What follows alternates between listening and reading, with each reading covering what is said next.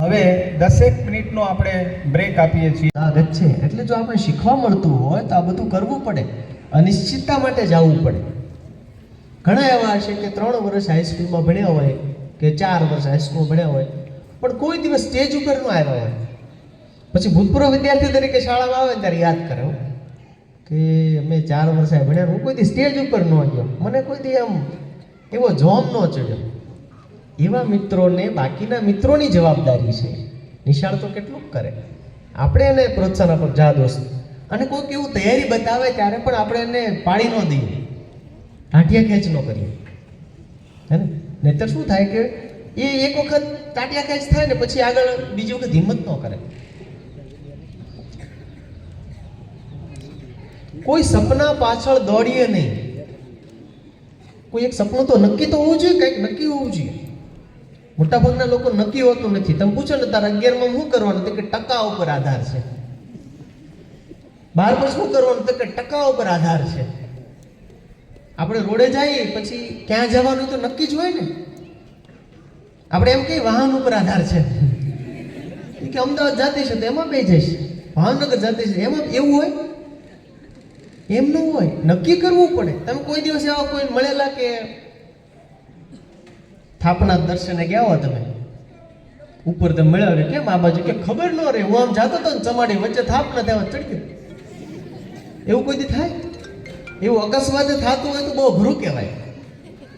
નક્કી હોવું જોઈએ, નક્કી. તમે જેના પાઠ ભણો છો, અરુણિમા સિન્હા, એનું નક્કી હતું કે એવરેસ્ટ ઉપર ચડવાનું છે, ભલે ને એક પગ ખોટો હોય. નક્કી કરવું પડે, મારે આ કરવું છે. તમે જેવું નક્કી કરશો એટલે 7 લોકોને માંદા પડશે, તમારા મા બાપ સહિત. તમે જેવું કહેશો કે મારે તો આર્ટ્સ રાખવું છે, કે આર્ટ્સ રખાય? હે, તાલુકા કક્ષાની નિશાળમાં ભણીને તો આર્ટ્સ રાખીશ? ખરેખર કરે. તું તો સાયન્સની વિદ્યાર્થીની છો, તો તું તો સાયન્સને લાયક છો. એવું નથી. કોઈ પણ કોર્સ ક્યારેય સફળતા નક્કી કરે નહીં. એ કોર્સમાં તમે શું કરો છો એનાથી સફળતા નક્કી થાય. કયા બેટથી સિક્સર લાગે? કોઈ દુકાને એવું બેટ મળે? ડીમાર્ટમાં મળે, રિલાયન્સમાં બેટ મળે કે ગેરંટી આપીએ છીએ કે આ બેટથી સિક્સર લાગશે? કોઈ બેટથી સિક્સર લાગે જ નહીં. એ તો ઉગામનારના હાથમાં ક હોવો જોઈએ તો થાય, નહીતર થશે નહીં. મિત્રો, આવનારા 20 વર્ષમાં તમને સૌને કેટલીક ઉત્તમ તક મળવાની છે, જે અમને કોઈને નથી મળી. તો અમને મળશે ને તમને મળશે. કઈ તક છે? નંબર 1, તમારા માટે રોટી કપડા મકાન કમાવા માટેનો જે સમય છે એ ઘટીને 4 કલાક થઈ જશે. કેમ ખબર પડે આવું? જુઓ, મારા દાદા સાવસરા ગામમાં ખેતી કરતા તો એ દિવસના 18 કલાક કામ કરતા ને વાડીએ, ત્યારે 12 મહિનાના દાણા થતા. બિયારણના આપો, દવાના આપો ને એક લગ્ન કરો એટલે ખાધું પીધું રાજ કરે, કાંઈ વધે નહીં. પછી મારા પપ્પા હીરામાં લાગ્યા, હીરા ઘસે 8, 10, 12 કલાક. દાદા 18 કલાક, પપ્પા 12 કલાક હીરાના કારખાને. હું અત્યારે નોકરી કરું છું, હું 8 જ કલાક કામ કરું છું. એનો મતલબ શું થયો? દિવસે ને દિવસે રોટી કપડા મકાન માટેનો સમય ઘટી રહ્યો છે. 5000 કરોડની કંપની બનાવતા કરશનભાઈ પટેલને, નિર્માને 60 વર્ષ લાગ્યા. એ અત્યારના છોકરા છોકરીઓ 3 વર્ષ કે 5 વર્ષમાં કરી દેશે. 5000 કરોડની કંપનીઓ. આ તમને તક મળશે તો શું કરવું જોઈએ? વધુ બધું શીખવું જોઈએ. ભણો ન ભણો ગોળ વાત છે. જેટલું બધું શીખશો એટલું તમે આની નજીક જઈ શકશો. બીજી તમને તક શું મળશે? તમે ગમે ત્યાં રહીને ગમે ત્યાં કામ કરી શકશો. જો હવે એક સરસ મજાનો આપણા ગામડા માટે સારા સમાચાર કહેવાય. એ વસ્તુ એ છે કે વર્ક ફ્રોમ હોમ કરી શકાય. તો શું કામ તમારે દિલ્હીના પ્રદૂષણમાં, અમદાવાદના પ્રદૂષણમાં કે સુરતના પ્રદૂષણમાં જવું જોઈએ? રોજની 20 સિગરેટ પીવો ને એટલું તો અમદાવાદનું વાતાવરણ ખરાબ છે.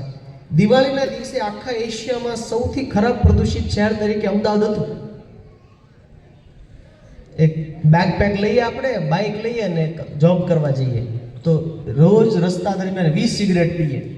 પછી કે હું તો ઓર્ગેનિક ખાતો હતો, પણ ખાતો તો ઓર્ગેનિક, પણ શ્વાસનું શું? એ ઓર્ગેનિક ક્યાં મળે? ગામડામાં મળે. પણ ગામડામાં રહ્યો ને વ્યવહાર ન થાય તો સમાજ તરીકે કેવા હલવાના છે આપણે? જીવ બધાનો દેહમાં છે. આ કાંતિભાઈ કેમ એટલી બધી મહેનત કરે છે? એનો જીવ અહીંયા છે, એનો જીવ અહીંયા છે. મુદ્દો એ છે, જીવ ક્યાં છે તમારો? ગામડામાં હવે લગભગ અમારા સણોસરામાં 5 હોટલ થઈ જમવાની, 5 હોટલ. અમે તો પાણીપુરી મોટા થઈ ગયા. કંઈક બહારનું ખાવું છે પાણીપુરી પાવભાજી, અત્યારે 5 હોટલ છે. બધું પિઝા, બર્ગર, ચાઇનીઝ બધું સણોસરા મળવા મળી. લ્યો, ક્યાં જાવું છું કામ? અમારા ગામમાં એક બેન છે, યુનાઇટેડ નેશન્સની વેબસાઇટ સણોસરા ગામમાં જ મેન્ટેન કરે છે. યુએનની વેબસાઇટ, યુનાઇટેડ નેશન્સ માટે કામ કરે છે સણોસરા બેઠા બેઠા. તો શું કામ હેરાન થવા જાવું? તો એમ કહું છું, હવે તો ખરેખર જીવવા જેવો જમાનો આવ્યો. તમને આ તક મળશે વર્ક ફ્રોમ હોમ એનીવેર.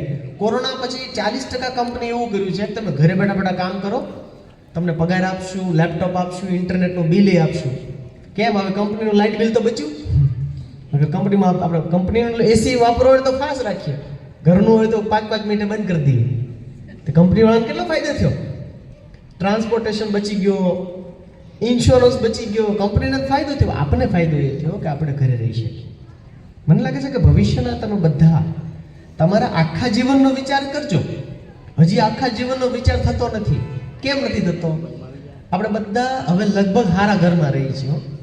લગભગ સારા કપડાં પહેરીએ છીએ. હવે લગભગ હાંધેલા કપડાં પહેરવાવાળી પેઢી ગઈ, હે ને? સારું ઘર, સારા કપડાં, પણ હજી સારું જમવાનું મળતું નથી. સારું જમવાનું એટલે દવા વગરનું. આવનારા 5 જ વર્ષમાં મને જે દેખાય છે, 5 જ વર્ષમાં પ્યોર ફૂડ લક્ઝરી કહેવાશે. અત્યારે તે ગુજરાતમાં તમને એવી જગ્યાઓ છે કે જ્યાં 10,000 કિલો ઘી મળે છે. 10,000 કિલો ઘી મળે છે. તો એ ઘીમાં શું નાખતા છે? વેનીલા ફ્લેવર નાખતા છે? ચોકલેટ નાખતા છે? નહીં, એ પ્યોર છે, શુદ્ધ છે. એટલે હવે ઓનેસ્ટીના પૈસા મળશે. એક જમાનો તો લોકો એમ કહેતા તમારે બહુ પૈસા કમાવા હોય તો કોકનું કરી નાખવું પડે. હવે એવું નથી, પ્યોરિટીના પૈસા મળશે. 5 વીઘા જમીન છે તો નોકરી કરવાની જરૂર નથી. તમે તમારા વાડીના CEO છો, બોસ છો તમે. હા, પણ એમાં કરવું પડે વૈજ્ઞાનિક. હવે તો આ દર 3 મહિને આવા વરસાદ થવાના જ છે, દર વર્ષે. તો શું કરશો? લોકભારતીમાં મેં તમે ગઈ વખતે વાત કરી હતી, છોકરા છોકરીઓ જે ભણવા, તમને કહું, સવારે ગાય દોવા જાય 5 વાગે, એક ગાય દોવાના 10 રૂપિયા મળે. સાંજે જાય 10 ગાયો દોવે, 100 રૂપિયા કમાય. એમાં 100 રૂપિયાનું મહત્વ નથી, મહત્વ છે ટાઈમ મેનેજમેન્ટનું. એ 5 વાગે ઉઠી ગયા એટલે એની હેલ્થ સારી રહેશે. તો મોડા ઉઠે છે એના હેલ્થના પ્રશ્નો છે. આખું જીવનનો વિચાર કરવો એટલે પહેલા આપણે શું ખાઈએ છીએ, કેવો શ્વાસ લઈએ છીએ એનો વિચાર કરવો. સમતોલ આહાર ભણતા હોય વિજ્ઞાનમાં, પણ સમતોલ આહાર લેતા ન હોય. નિશાળ છૂટીને પડીકું હાથમાં આવે. બાસુંદી હારે આપણે મંચાવ સૂપ પીએ છીએ, વિનેગર હારે દૂધ ભેગું કરીએ છીએ. ભણવામાં નથી આવતું આવું કઈ? બી ભેગું ન કરાય. કોઈના ઘરે લગ્નમાં ગયા હોય, એને સારું લગાડવા હાટું, સમાજમાં મોભો કરવા હાટું 2000ની ડીશ રાખી હોય, પણ પેટ તો આપણું છે ને. આપણે નિશાળ જ ભણીને ગયા છીએ. હમણાં બેન કહેતો હતા ને, east or west, GK is the best. GK is the best ક્યારે થાય? જ્યારે તમને વ્યક્તિગત રીતે આવી ખબર પડે કે મારે શેની હારે શું ખવાય, શું ન ખવાય, ક્યારે હોવું જોઈએ. એ મોટી કઠણાઈ છે. ક્યારે હોવું જોઈએ જ નથી ખબર. અને 12 વાગ્યા સુધી 2 GB પૂરું નથી, ધૂપ દે એમ રીલ દીધા કરે. ઉપર જ જાય બધી રીલ, તળિયા વગરનો ઊંધો કૂવો છે. એટલે પછી શું થાય? ખીલ થાય, વાળ ખરે, હાર્ટ એટેક આવે, પાચન શક્તિની તકલીફ થાય. અને જાવ લીમાડે સાહેબ ને. અમારા મિત્ર છે લીમાડે સાહેબ, આજે આવવા નથી, નગર હોય લીમાડે સાહેબ. ઉજાગરો. ઊંઘ વેચીને આનંદ ખરીદાય? સામાન્ય માણસને પૂછો, ઊંઘ વેચીને આનંદ ખરીદાય? અને આનંદ, માની લો કે 2 કલાક રીલ જોઈને તમે જાતને પૂછજો, મળ્યું હોવ? કાંઈ નહીં. યાદ શું રહ્યું? કાંઈ નહીં. એના બદલે લાંબા પોડકાસ્ટ જોવા જોઈએ. હમણાં બહુ સરસ ડઝ ગોડ એક્ઝિસ્ટ નામની એક પોડકાસ્ટ આવી છે, બહુ વાયરલ થઈ છે. ભગવાન છે કે એના પર ચર્ચા છે. ઇલોન મસ્ક ભારત આવી ગયો પોડકાસ્ટ માટે, 2.5 કલાક વાત કરી છે. એ કરવું પડે, નહીતર શું થશે? આવનારા સમયમાં શાંતિથી એક જગ્યાએ બેસીને કામ કરનાર લોકો નહીં મળે, નહીં મળે. અત્યારે તકલીફ છે. જેન ઝી આવી છે, જેન ઝી. 4 પ્રકારની પેઢી થઈ અત્યાર સુધીમાં. અત્યારે ચોથી પેઢી હાલે, 5મી તૈયાર છે એકદમ. 1960માં જે લોકો જન્મ્યા ને એનું નામ છે બેબી બૂમર્સ. કેમ? 1960 પહેલા વિશ્વયુદ્ધો ચાલતા હતા, એટલે બહુ બાળકો નહોતા.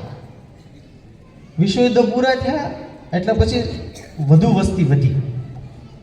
આ બેબી બૂમર્સ હતા ને એની એક ખાસિયત, 1960 પછી જે લોકો જન્મ્યા છે 46 થી 60 ની વચ્ચે 15 વર્ષમાં જે લોકો, એની ખાસિયત શું છે? આ લોકો એકદમ નિષ્ઠાવાન લોકો, કુટુંબને ભેગું રાખવાવાળા આ લોકો. હજી આ લોકો છે આપણી વચ્ચે, એટલે કુટુંબ ભેગું રહે. 46 થી 60 ની વચ્ચે જે લોકો જન્માય છે ને એ લોકોને પહેલો વિચાર એ આવતો જ ભેગા રહીએ આપણે. હાલો ભાઈ કામ કરો, એક જ જગ્યાએ નોકરી કરે, રિટાયર થઈ જાય. પછી એના સંતાનો આવ્યા 1960 થી 80 ની વચ્ચે જન્મ્યા, એનું નામ છે જનરેશન એક્સ. જનરેશન એક્સ એટલે કોણ? આ પેલાના સંતાનો. હવે ઈ 46 થી 60 વચ્ચે જન્મવાની 5-6 ભાઈ બહેન હતા. 60 થી 80 વચ્ચે જન્મવાની લગભગ 3-4 ભાઈ બહેન. આ લોકો એવા હતા જેને નોકરી સિવાય નવા ધંધાઓનો વિચાર કર્યો. એની ખાસિયત એ, આ લોકોએ ઘણું માઇગ્રેશન કર્યું. સૌથી વધુ માઇગ્રેશન આ લોકોએ કર્યું છે. 60 થી 80 વચ્ચે જન્મેલા લોકો બહુ, સુરત જવાવાળા એ લોકો છે, અમદાવાદ જવાવાળા એ લોકો છે. 80 થી 2000 સુધી જે લોકો મારે જેવા, આ જનરેશનને કહેવાય મિલેનિયલ્સ. આ લોકોની નબળાઈ હું, એક જગ્યાએ 5 વર્ષ નોકરી ન કરે. સરકારી હોય તો ઓપ્શન નથી, બાકી નોકરી ન કરે. ધંધો તરત કંપની બદલી નાખે. એન્જિનિયર થયો, 5 વર્ષ કામ કર્યું, બદલી નાખો. 2-5 હજાર પગાર વધારે મળે, બદલી નાખો. બહુ ઠરીઠામ થાય આ નહીં. એના સંતાનો આવ્યા માર્કેટમાં. આપ સૌ હિરલાઓ ને હિરલીઓ, આને કહેવાય જેન ઝી. જેન ઝીની ખાસિયત બહુ, એક ખાસિયત બહુ છે. એક પેઢીમાં જેટલી ક્રિએટિવિટી નહોતી ને એટલી ક્રિએટિવિટી આ લોકો છે. ગજબ ક્રિએટિવ લોકો, ગજબ. એટલે કોઈ પણ સરકાર, કોઈ પણ શાળા, કોઈ પણ શૈક્ષણિક વ્યવસ્થા આ લોકોને ભણાવી ન શકે ને એટલા ક્રિએટિવ છે. અદ્ભુત. પણ આ લોકો નબળાઈ શું જ ખબર છે? કાંઈક ન આવડતું હોય ને એની શરમ નથી, અહંકાર છે. એટલે મને ન આવડે, રોટલી વણતા મને ન આવડે. એટલે ત્યારે જેન ઝી હવે કંપનીમાં જોબ પર લાગી છે ને, કંપનીઓનું માથું દુખી ગયું છે. આ લોકો પાસે કામ કેમ લેવું? એને જરાક કંઈક કીધું કે કેમ બેન મોડા આવ્યા છે, તો રોવા મળે. મને કંપની મારા બોસ રોવરાવી. કોઈ છોકરાને કીધું હોય તો ભાઈ આજે આ કામ શનિવાર સુધી થઈ જવું જોઈએ, તું કેમ નથી થયું? સાહેબ નહીં થાય. લે હા તમે નોકરી કે તેલ લેવા, એમ કરીને હાલતા થાય. હજી નેક્સ્ટ 2025 આ વર્ષથી નવી આલ્ફા આવી રહ્યા છે, બીટા આવી રહ્યા છે. એટલે અઘરું તો છે. તમને મજા આવવાની છે એ છે મિત્રો. પૈસા આવશે, બધાને કામ મળી જશે. સરકારી નોકરી આમે દેશમાં 2% છે. 100 માંથી 2 ને જો સરકારી નોકરી મળે, બધી ખાલી જગ્યા ભરાઈ જાય તો. પણ કોઈ સરકાર બધી ભરી શકે જ નહીં, અશક્ય છે. તો બાકીના 98 પંખે ટીંગાવાનું નહીં. એણે એવું કામ કરવાનું કે બીજા લોકોને નોકરી આપી શકાય, અભિજીત સતાણી જેવું ભણી શકાય, નવા કોર્સ કરી શકાય, પોતાના બિઝનેસ કરી શકાય, ઓર્ગેનિક ફાર્મિંગ કરી શકાય. આવું કરવું પડે તો થશે. આખા જીવનનો વિચાર કરવો એટલે પહેલાં તમારા સ્વાસ્થ્ય વિશે વિચાર કરવો, બીજો વિચાર કરવો તમારા સંબંધો વિશે. આવનારા સમયમાં વધુ એકલતા આવવાની છે. ઇન્સ્ટાગ્રામ પર 50,000 ફોલોવર હોય, ફેસબુક ઉપર 10,000 હોય, પણ શેરીમાં કોઈ વાત કરવા વાળું ન હોય, શું કામનું? લાલભાઈ હલવાઈ જાય, ફોન કોને કરે? અત્યારે મુદ્દો એ છે, એ કાળિયા ઠાકોરનો ધક્કો થયો. તમે એમ વિચારો, એને કેટલાય કામ છે યાર. આપણે હાટું ધક્કો ખાવાનો. મિત્રો ક્યારે થાય ખબર? જ્યારે આપણે એકબીજાની નિંદા ન કરીએ ત્યારે, કુથલી ન કરીએ ત્યારે. કાઠિયાવાડમાં એવું કહેવાય, જ્યાં ખોદતા હોય ને ખડે ન થાય. કેટલું નેગેટિવ છે. આપણે શું થાય સામાન્ય રીતે, બે બેઠી હોય ને એક ત્રીજી નીકળે તો ઠોહો મારે.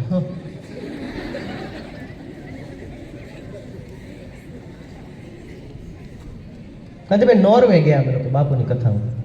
નોર્વે દુનિયાના સુખી દેશોમાં નોર્વે ટોપ 3માં આવે, સુખી દેશમાં. એટલા બધા ખુશ ને આપણા વેવાય એમ આપણે ભેટી પડે, welcome to Norway, would you like to have a cup of tea, coffee. Oh, એટલું બધું કેમ તમને ખુશી છે? આ બધી કઠણાઈ અમારી બાજુ જ કેમ છે? 15 દી રોકાણ જોયું ને તો બહુ મજાની વસ્તુ મળે. શું એ લોકો એકબીજાની કોથળી નથી કરતા એટલે ખુશ છે. તો ભાઈ આ ત્રિવેણી સંગમ જે રચાયો છે ને ઉમરાળામાં, જેટલા લોકો સાંભળે છે ને, 1 વર્ષ આમ જો આપણે અભિયાન ચલાવીએ, 1 વર્ષ કોઈની નિંદા નહીં કરવાની અને સાંભળવાની નહીં. તમે કોઈકની નિંદા સાંભળો તો એને નિંદા કરવાનું મન થાય ને. કોઈક ભણવા હોશિયાર હોય તો એવું કે ખબર, એ તો ખાલી ભણવામાં હોશિયાર છે પણ દેખાવામાં કાંઈ છે નહીં. કોઈ દેખાવામાં સારું હોય તેમ એ દેખાવા સારું છે, ભણવામાં કાંઈ, એટલે જાય ક્યાં માણસ? નો નિંદા યર, સેલિબ્રેટ ધીસ. સંબંધોની ગુણવત્તા સરસ થવી જોઈએ. ત્રીજું છે જે યાદ રાખવાનું છે, આપણે જ્યારે આ દુનિયામાં આવ્યા ત્યારથી લઈને એક વસ્તુ નક્કી છે, એ છે કે આપણે બધાને આખરે આનંદ કરવો છે, મજા કરવી છે. એટલે આનંદનો વિરોધી શબ્દ સંસ્કૃતમાં છે નહીં ક્યાંય. બધા શબ્દોના વિરોધી શબ્દ મળશે, તમે સંસ્કૃત ડિક્શનરી જોજો, આનંદનો વિરોધી શબ્દ છે જ નહીં. મતલબ એ અંતિમ અવસ્થા છે. એટલે આપણે એમ કે સત ચિત્ત આનંદ. હવે આનંદ આવે ક્યારે એનું સંશોધન થયું જોરદાર. એમાં એક સંશોધન તો એવું થયું કે જન્મ પછી તમે કેટલી સેકન્ડમાં રોવાનું શરૂ કર્યું એના આધારે તમે જીવનમાં કેટલો આનંદ મેળવશો એ નક્કી થાય. હા, એટલે બાળક જન્મે એટલે ડૉક્ટર આમ ઊંધું પકડીને ટાપલી મારે એટલે રોવે. એટલે શું થયું? અત્યાર સુધી જે મમ્મીના શરીરમાંથી ઓક્સિજન મેળવતું હતું એ હવે દુનિયામાંથી ઓક્સિજન મેળવવાનું શરૂ કર્યું. હવે આનંદ મેળવવાના શાસ્ત્રોના રસ્તા કે આ વડીલોના રસ્તા બહુ નક્કી છે. એક જ વસ્તુથી આનંદ મળે છે, છોડવાથી, બીજાને મદદ કરવાથી. છોડવાથી. તમે મારથે મોટી ગાડી લઈને જતા હો 50 કિલોમીટર તો કેટલા બધા પોરા ખાવા પડે ને. એ ગાડી મૂકી દો તો ગાયગા પહોંચી જાવ. આ ગાડી એટલે હું તમને એક નાનકડો જોક કહું. એક ચેલો ગુરુ પાસે ગયો, ગુરુજી મારે છે ને ભગવાનને જોવા છે. ગુરુજી કે હમણાં બતાવી દઉં. એ કે તમે જે કેવું કરવા તૈયાર છો, તમે કહો મરવા તો મરી પણ જાય, મારે ભગવાન જોવા છે. ગુરુજી કે કાંઈ વાંધો નહીં. હા, અમને ગુફા દેખાય છે? તો કે હા. ગુફા બહુ મોટી હતી પણ અંદર જવાનો રસ્તો સાંકડો, આમ ઘસાઈને જવું પડે. તારે જો 3 દિવસ એ ગુફામાં જવાનું, પદ્માસનમાં બેસવાનું, હું જે મંત્ર આપું મંત્ર બોલવાનો, સુવાનું નહીં, ખાવાનું નહીં, પીવાનું નહીં, માત્ર મંત્ર બોલવાનો. પૂરું થઈ જશે, ભગવાન મળી જાય. અરે ગેરંટી, લાકડા જેવું. ગુરુ મંત્ર કયો છે? ગુરુ કે મંત્ર છે હું ભેંસ છું. હે? હા, એ મંત્ર છે હું ભેંસ છું. બોલો ગયો આમ ઘસાઈને થોડોક છોલાઈ ગયો પણ ગુફામાં અંદર ગયો, પદ્માસન વાળીને બેસી ગયો, શરૂ કર્યું હું ભેંસ છું, હું ભેંસ છું, હું ભેંસ છું. 3 દી ખાધું નહીં, પીધું નહીં, હૂતો નહીં, બહાર આવ્યો. જલ્દી દોડીને ગુરુજીને કહી દો. આમ જેવો બહાર નીકળવા ગયો તો શિંગડા ભટકાણા. શું થયું? એ ભેંસ થઈ ગયો? શિંગડા કેમ ભટકાણા? થયું શું? થયું એ કે આપણે ઉપવાસ કરીએ ને ત્યારે મન મજબૂત થાય. ઉપવાસ કર્યો ત્યારે આપણે ખરેખર ખાવાને છોડીએ છીએ. છોડવાથી જે મળે એ મક્કમ મન મળે. મક્કમ મને જે નક્કી કરો ને એવું થઈ જ જાય. એટલે ભેંસ થઈ ગયો પણ મનથી.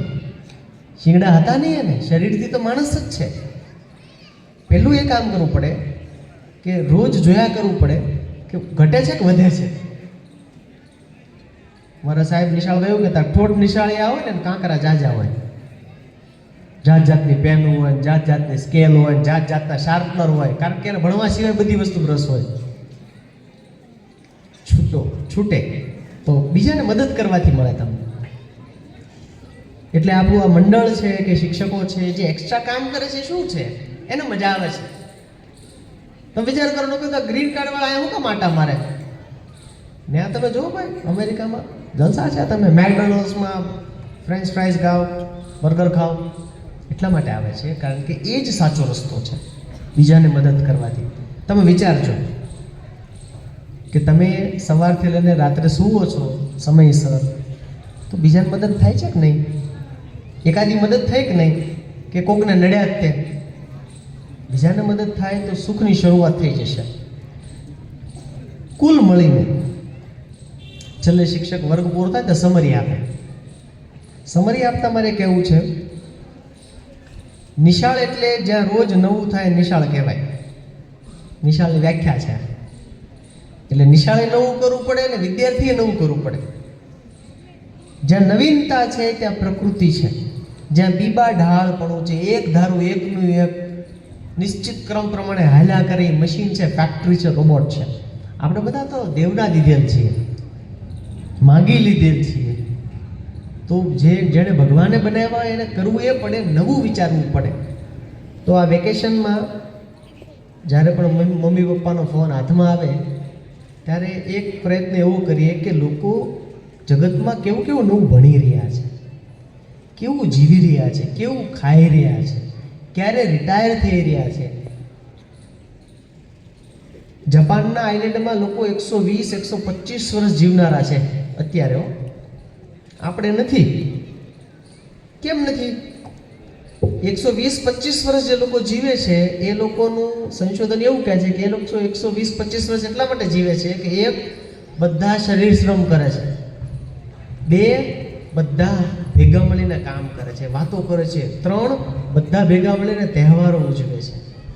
એનાથી લાંબુ જીવન જીવાય છે.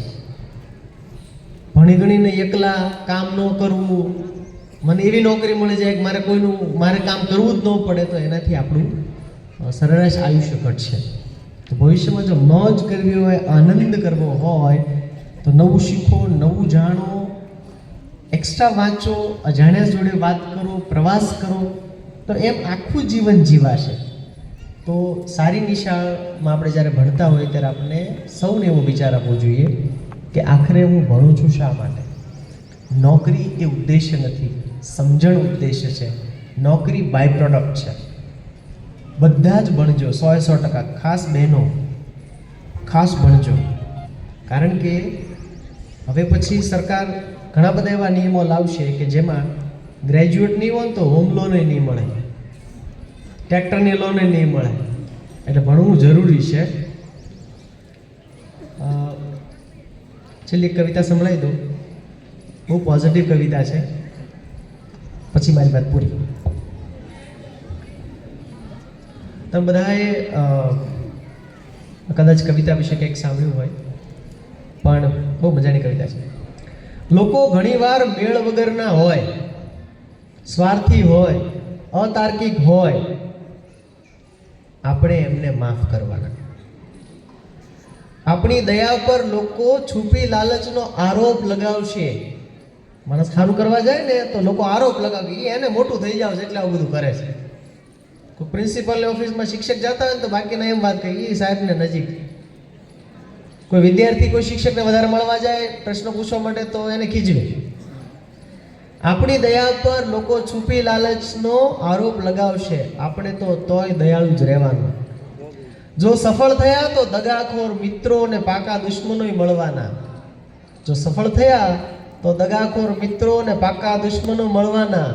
તો આપણે તો તોય સફળતાનો માર્ગ છોડવાનો નહીં. પુષ્પરાજ જોગેગા નહીં એ પણ હારા ગામમાં. પ્રામાણિક અને નિષ્ઠાવાનને બીજા લોકો છેતરી શકે છે તો આપણે તો તોય નીતિવાન જ રહેવાનું. તમે જે સર્જવામાં વર્ષો કાઢી નાખ્યા હોય એનો રાતોરાત નાશ થઈ શકે તો આપણે તો તોય સર્જ્યા જ કરવાનું. ને વળી શાંતિ અને સુખ મળે તો કેટલાક ઈર્ષાળુ પણ મળવાના જ. હા, તો આપણે તો તોય મોજમાં રહેવાનું. તમે જે સારું કરો છો એની કોઈ નોંધ ન પણ લે, લોકો ભૂલી પણ જાય એવું બહુ બને કે સાહેબ મારું નામ ન લીધું હો તમે, 60 વર્ષના સંસ્થામાં મારું યોગદાન છે. ના લે, આવડી મોટી દુનિયા, સતયુગ ને દ્વાપર યુગ ને ત્રેતા યુગમાં કયેક આવીને કયેક વહી ગયા. કોઈ નામ ન લે, ભૂલી પણ જાય, આપણે તો તોય સારું જ કરવાનું. આપણું ઉત્તમ આપવાથી ક્યારેય સંતોષ નહીં થાય. બે ક્ષેત્રમાં કોઈથી સંતોષ થાય નહીં, એક હેલ્થમાં અને શિક્ષણમાં. તમે ગમે એટલું કરો ને, એસી ક્લાસરૂમ કરી દો ને ગમે એટલું કરી દો તોય આપણે અસંતોષ જ રહે. હજી સારું કરો, હજી સારું કરો, હજી તો આ સંતોષ થાય નહીં. તો આપણે તો તોય શ્રેષ્ઠ કર્યા જ કરવાનું. અને છેવટે આ બધું ક્યારેય આપણે અને અન્ય લોકો વચ્ચે હતું જ નહીં. બીજા લોકો શું કહે છે એના માટે હતું જ નહીં. અસલમાં તો આખી વાત આપણી અને એની વચ્ચેની હતી, આપણા અને ઈશ્વર વચ્ચેની વાત હતી. તમે ભણો છો, સરસ્વતી માતાની પ્રાર્થના ગાઓ છો, તો ખરેખર વાત તમારી અને નોકરી વચ્ચેની નથી, તમારી અને સરસ્વતી માતા વચ્ચેની વાત છે. તો આપ સૌ આ લાંબી મજલ કાપીને આ સંસ્થાને આ મુકામ સુધી લઈ આવ્યા છો. હજુ આ સંસ્થાનું ઉજ્જવળ, આપણે તો 100 વર્ષ ઉજવવાના છે સાથે. ત્યારે આપણે ફરી મળીશું. તમે બધા ત્યારે અભૂતપૂર્વ વિદ્યાર્થી થઈ ગયા છો. અત્યારે વર્તમાન છો, પણ ત્યારે ભૂતપૂર્વ નહીં પણ અભૂતપૂર્વ થઈ ગયા હશો. અને ક્યાંક તમે આમ હોલોગ્રામથી હાજર હશો, વર્ચ્યુઅલી હાજર હશો. કોઈ એમ્સ્ટરડેમમાં બેઠું હશે, કોઈ જર્મનીમાં બેઠું છે, ત્યાંથી આમ વર્ચ્યુઅલી ઊભા થશે. એ ભાઈ આ PM સર્વોદય આપણી નિશાળ છે એમ. ત્યાં સ્નેહ મિલન કરજો. અમારી એસપી યુનિવર્સિટી હું જ્યાં ભણ્યો ને વિદ્યાનગર, એના ભૂતપૂર્વ 400 વિદ્યાર્થી અમેરિકા ભેગા થયા. હવે અમેરિકામાં દર વર્ષે સ્નેહ મિલન કરે છે કે એસપી યુનિવર્સિટીમાં ભણેલા અમેરિકામાં હોય એવા વિદ્યાર્થીનું સ્નેહ મિલન. તો એ ભવિષ્ય હું જોઈ રહ્યો છું કે અહીંયા ભણેલા વિદ્યાર્થીઓ દેશ વિદેશમાં સ્નેહ મિલન કરશે. પણ યાદ રાખવાનું, સ્નેહ અને મિલન બંને હોવું જોઈએ, માત્ર જમવાનું નહીં, હે ને? તો આપ સૌને ઉજ્જવળ ભવિષ્ય માટેની ખૂબ ખૂબ શુભકામનાઓ. Thank you.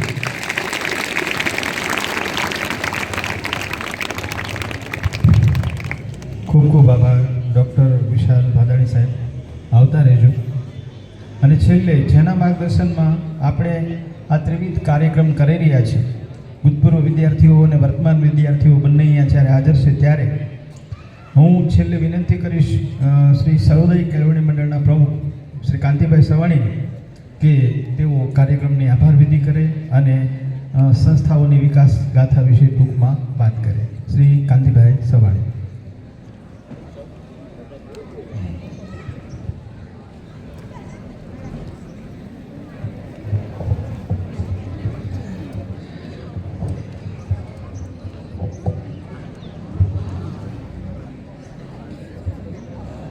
ડૉક્ટર વિશાલભાઈ ભાદાણી, ત્રણેય સ્કૂલોના આચાર્યશ્રીઓ, અભૂતપૂર્વ વિદ્યાર્થીઓ, ગામજનો અને મારા વાલા વિદ્યાર્થીનીઓ, ગળમથલ ચાલતી હતી કે એક સંસ્થાના 60 વર્ષ પૂરા થાય છે, બીજી સંસ્થાના 25 વર્ષ થાય છે અને ત્રીજી સંસ્થાના 30 વર્ષ થાય છે. તો શું કરવું? કંઈ કરવું કે ન કરવું? કરવું તો શું ને ન કરીએ તો શું? એટલે એના ફાયદા ગેરફાયદા બધા વિચારતા એવું લાગ્યું કે ભેગા થવામાં તો કંઈ ખોટ છે જ નહીં એમ. નવા વિચારો, નવી વાતો કરવામાં પણ કંઈ ખોટ નથી એમ. એટલે જ આપણે આજે PM સર્વોદય હાઈસ્કૂલનો હીરક મહોત્સવ, DS ચલોદનો આપણે પલ રજત જયંતિ અને GK પારેખનો આજે પલ મહોત્સવ ઉજવી રહ્યા છીએ. આ સંસ્થાને ઊભી કરવામાં ઘણા બધા પુણ્ય આત્માઓએ વર્ષો પહેલાં, આજથી 50-60 વર્ષ પહેલાં ઘણું બધું વિચાર્યું જેટલું નહીં પણ એને અમલમાં પણ મૂક્યું. અને એક સંસ્થાનો એ પુણ્ય આત્માઓએ એક વિકાસ કર્યો, એક મંડળ સ્થાપ્યું ને એક શૈક્ષણિક સંસ્થા સ્થાપી. એ લોકો નિસ્વાર્થ હતા. ગ્રામ્ય કક્ષાએ સારું શિક્ષણ મળે અથવા તો વંચિત ન રહી જાય, પોતાનું ગામ કે પોતાનો તાલુકો શિક્ષણથી વંચિત ન રહી જાય, સમાજ સાથે, સમય સાથે પોતાના ગામ અને તાલુકોના લોકો ઘડાય, વિદ્યાર્થીઓ ઘડાય, યુવાનો તૈયાર થાય, એ માટે તેમનું જે સોચ હતી, વિચાર હતો કે એ ખૂબ ઉમદા હતો. સદનસીબે એ જે પૂર્ણાત્માઓ હતા જેમણે આ વિચાર મૂકેલો હતો, એમના જ પગલે પગલે એના પછીના સક્સેસરો અનુગામીઓ આવ્યા કે જે રસિકભાઈ બાલાભાઈ ઇટાલિયા, પૂર્વજો જેવા દાદા સવાણી સાહેબ અને બીજા ઘણા બધા એમના ટીમના મેમ્બરો હતા. તો આ બધાએ ભેગા થઈને 3 સંસ્થા સ્થાપી દીધી. આપણને ખૂબ જ વિકટ પરિસ્થિતિ હતી, મંજૂરીની પણ પ્રોબ્લેમ હતા, પૈસાના પણ પ્રોબ્લેમ હતા. તે છતાં આવી સંસ્થાઓ સ્થાપીને એક આગવું શિક્ષણ ક્ષેત્રમાં સ્થાન આપણે પ્રાપ્ત કર્યું અને સારા વિદ્યાર્થીઓનું જીવન ઘડતરનું કામ થાય એવો સંનિષ્ઠ પ્રયત્ન આપણા શિક્ષકો દ્વારા તેમજ મંડળો દ્વારા તેમજ આચાર્ય દ્વારા કરવામાં આવે છે. દરેક તબક્કે આપણો જે સ્ટાફ ગણ છે, શિક્ષક ગણ છે, સારસ્વતો છે, એ પોતામાં જે ભગવાને જે કંઈ પુણ્ય આપ્યું છે, જે કંઈ આપ્યું છે એનો મહત્તમ ઉપયોગ કરીને વિદ્યાર્થીઓમાં રેડવાનો પ્રયત્ન કરે છે અને વિદ્યાર્થીઓનું સારામાં સારું ઘડતર થાય એનો પ્રયત્ન કરે છે. મૂલ્યવાન શિક્ષણ મળે એના માટે પ્રયત્ન કરે છે. તો આ તબક્કે હું મારા આ ત્રણેય સ્કૂલોના સ્ટાફ, આચાર્યશ્રીઓ, શિક્ષકશ્રીઓ, ગુરુજનો સૌનો દિલથી હું આભાર માનું છું, એમને વંદન કરું છું.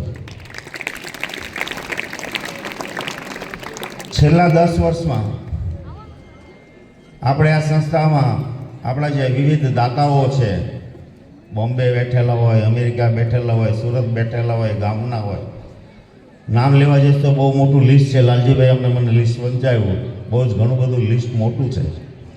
પણ તેમની ઉદાર સખાવતોને કારણે આપણે છેલ્લા 10 વર્ષમાં 2 કરોડથી વધારે આપણે સ્કૂલમાં આપણે બાંધકામ કરી શક્યા. આપણે ક્લાસરૂમો બનાવ્યા, આપણે કોમ્પ્યુટર લેબોરેટરી બનાવી, આપણે કોમ્પ્યુટર લેબોરેટરીને સજ્જ કરી, આપણે સાયન્સ લેબોરેટરી બનીને અદ્યતન જેને કહી શકાય, જેને સારું શિક્ષણ આપી શકાય, આપણે એવી વ્યવસ્થા ઊભી કરી અને સાથે સાથે આપણે સ્માર્ટ બોર્ડની વ્યવસ્થા પણ ઊભી થઈ. મને લાગે છે કે આપણે જે સમય સાથે જે ચાલવું પડે, સમય સાથે જે પરિવર્તન કરવું પડે, ભગવાન કૃપાથી અને દાતાઓના ઉદાર સખાવતથી આપણે એ કરી શક્યા છે. અને મને વિશ્વાસ છે કે આપણે જો સારું કામ કરશું, ટ્રસ્ટી મંડળ અને જો સંસ્થાઓના ટીચર્સ, શિક્ષકગણ જો સારું કામ કરશે તો જે સારું કામ કરે છે અને ભગવાન પણ મદદ કરે છે અને દાતાઓ પણ બે હાથે દાન આપે છે. એટલે આપણે એને જાળવી રાખવાનું છે. આપણી જે મૂલ્ય છે, આપણે જે આપીએ છીએ એમાં કંઈ કચાશ ન રહી જાય એ માટે હું ટકોર કરું છું. આજે સવારની એક સેશન હતું ભૂતપૂર્વ વિદ્યાર્થીની, એમાં એક પોઈન્ટ મુદ્દો આવ્યો હતો ને એ મુદ્દો વ્યસનનો હતો. જો મારી સંસ્થાના 9મા ધોરણના કે 10મા ધોરણના વિદ્યાર્થીઓ જો વ્યસન કરતા હોય તો મને લાગે છે એમાં કંઈક ગંભીર કંઈક પ્રશ્ન છે.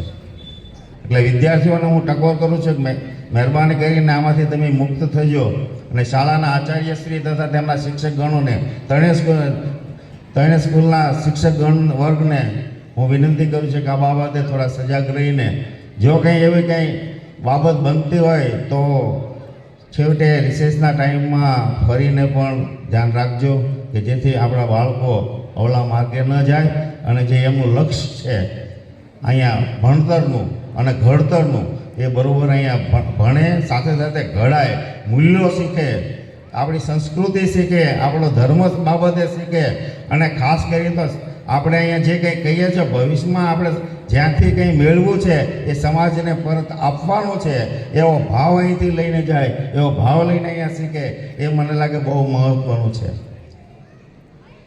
વિશેષમાં મને એવું લાગે છે આજની તારીખે એક ડિપ્રેશન નામનું એક તત્વ અથવા તો એ બહુ મોટું છે. એ ડિપ્રેશનમાં હું પણ આવી શકું, વિશાલભાઈ પણ આવી શકે, બેન પણ આવી શકે, વિદ્યાર્થીઓ પણ આવી શકે ને કોઈ પણ આવી શકે.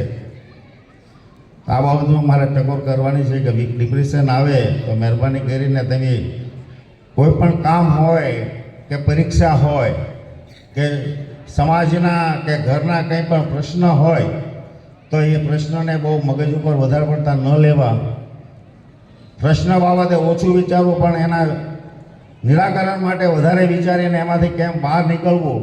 અને જો શક્ય હોય તો આપણે એવા 2-4 મિત્રો કે ભાઈઓ કે કોઈ એવા સ્વજનો આપણે જેને માનતા હોય એની સાથે ખુલ્લા દિલથી વાતો કરીને આપણે એમાંથી નિરાકરણ મેળવવાનો પ્રયત્ન કરવો. મને લાગે છે કે આ એક સમસ્યા એવી છે કે જેનું અત્યારે મને ઉલ્લેખ કરવાનું મન થાય છે અને હું દરેકને આ બાબતે સાવચેત કરું છું. મહેરબાની કરીને આવું ન બને. ખાસ કરીને વિદ્યાર્થીઓને હમણાં પરીક્ષા આવવાની છે. આ જગતમાં પરીક્ષામાં નાપાસ થશો કે ઓછા માર્ક્સ આવશે તો એની બહુ ચિંતા કરવાની જરૂર નથી.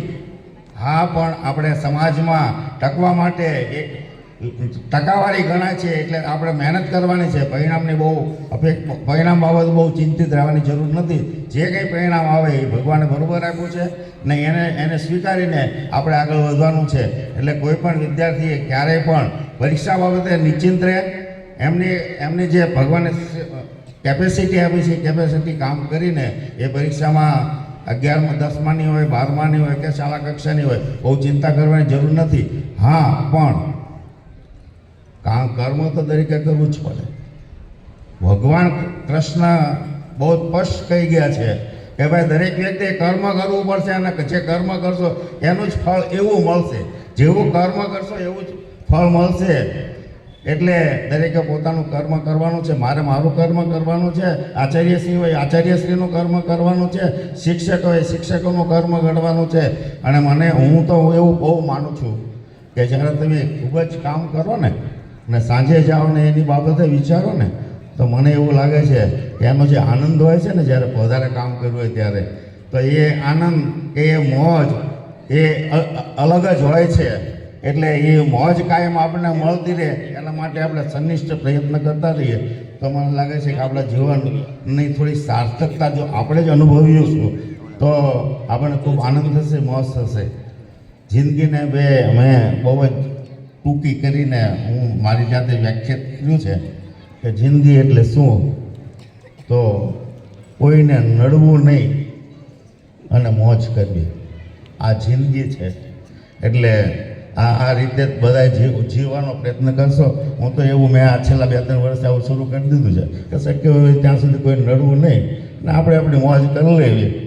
આજ ગ્રાઉન્ડમાં સવારમાં નાચી લીધું, બધાની વચ્ચે નાચી લીધું. હું એકલો નાચતો હતો, બધા મને જોતા હતા, કોઈ પિક્ચર રોતા હતા, પણ મેં નાચી લીધું કે મારે તો મોજ જ કરવી છે, મારે બીજું કાંઈ કરવું જ નથી. છેલ્લે આજે તઈને મહોત્સવ છે એમાં વિશાલભાઈ અહીંયા પધાર્યા.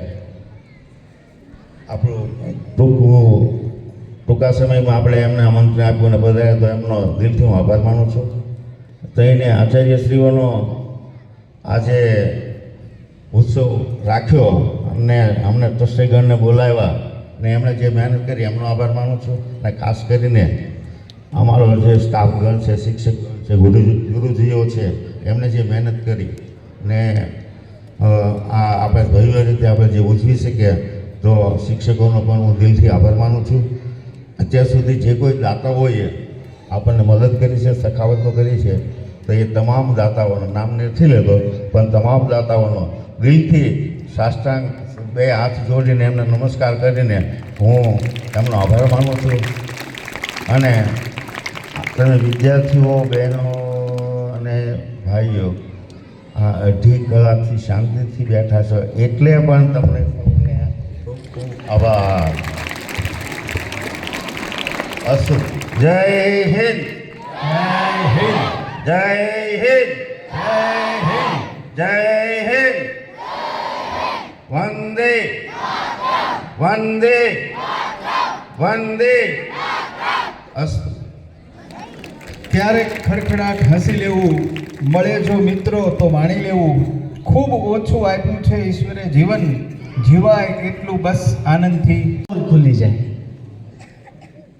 એટલે આ એમ કે છે ફેરફાર કરવાનો અનિશ્ચિતતા જ્યારે પ્રવાસ થાય, પર્યટન થાય, પ્રાર્થનામાં બોલવાનું થાય, એ બધામાં અઘરું પડે. હેલું નથી. એમાં લોકો દાંતે કાઢે, પછી ખીજવે, બધુંય થાય. લેકિન અકવા જોઈએ તમારી વાત અને બીજાની વાત આપણે સાંભળીએ. બધાએ વક્તા થવું જરૂરી નથી, તો શ્રોતા કોણ થશે? એટલે આપણે કામથી કે પ્રેમથી સંતુષ્ટ ન હોઈએ તોય જીવનમાં ફેરફાર કરીએ નહીં. અનિશ્ચિતતા માટે ઘેરથી બહાર નીકળવાનું જોખમ વળીએ નહીં. અનિશ્ચિતતા એટલે શું? ભવિષ્યની એક જ વસ્તુ નક્કી છે, કાંઈ નક્કી નથી. ભવિષ્યની એક જ વસ્તુ નક્કી છે કે કાંઈ નક્કી નથી. તો